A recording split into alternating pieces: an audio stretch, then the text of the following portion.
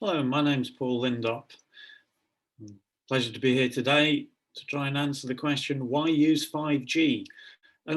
Does feel a bit like being the mouse in the lion's den, but let's see how we go. So Smart Rural, preface of introductions, we're a project looking to help rural Scotland work smarter.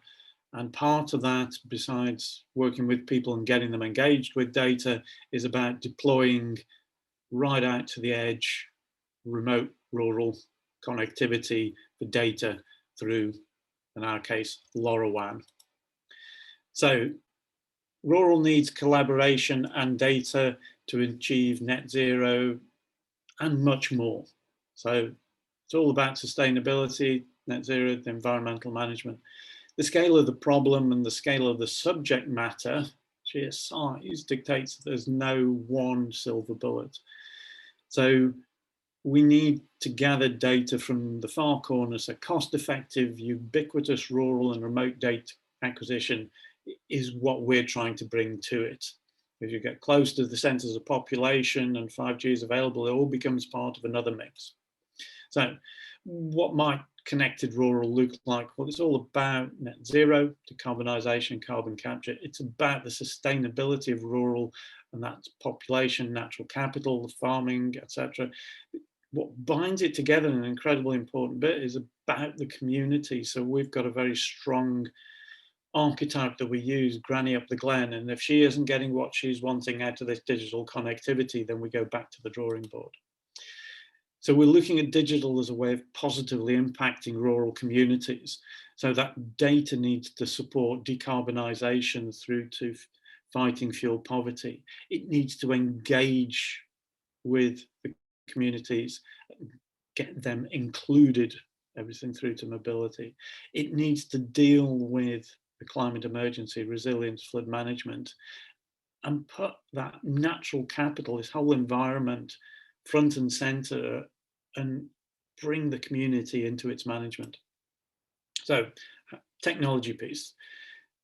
And I'd love to know the actual full quote, but this is my paraphrasing of one I've heard from DC Mass a couple of times. It's 5G is the convergence of technologies and the pushing of the boundaries. So that bleeding edge you've been hearing about, massively enhanced mobile broadband, etc.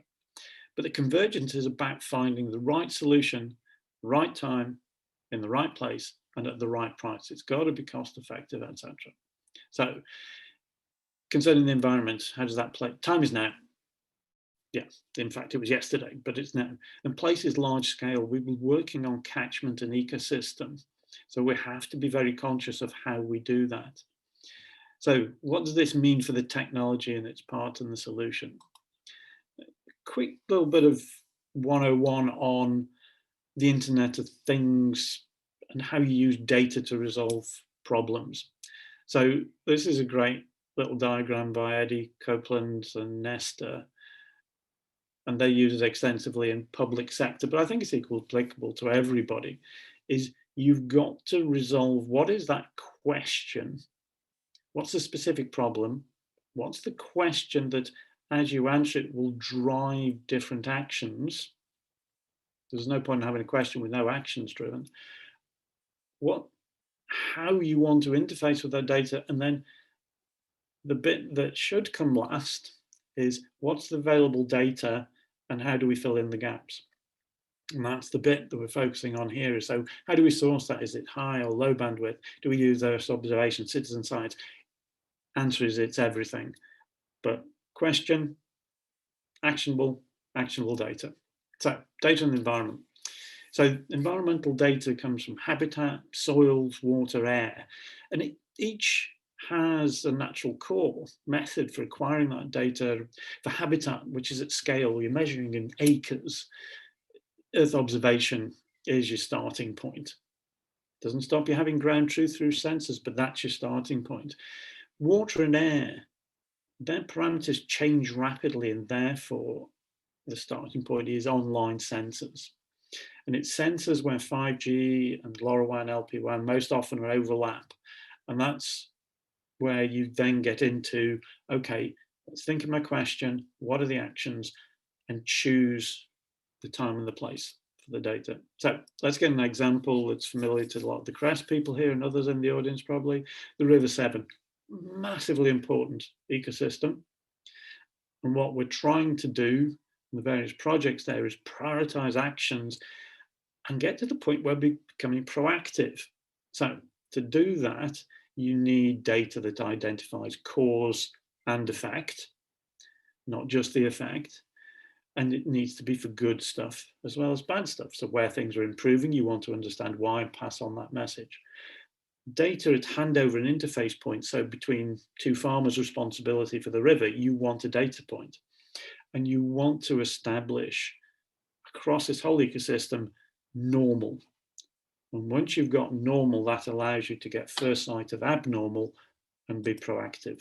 So how do we acquire the data at scale?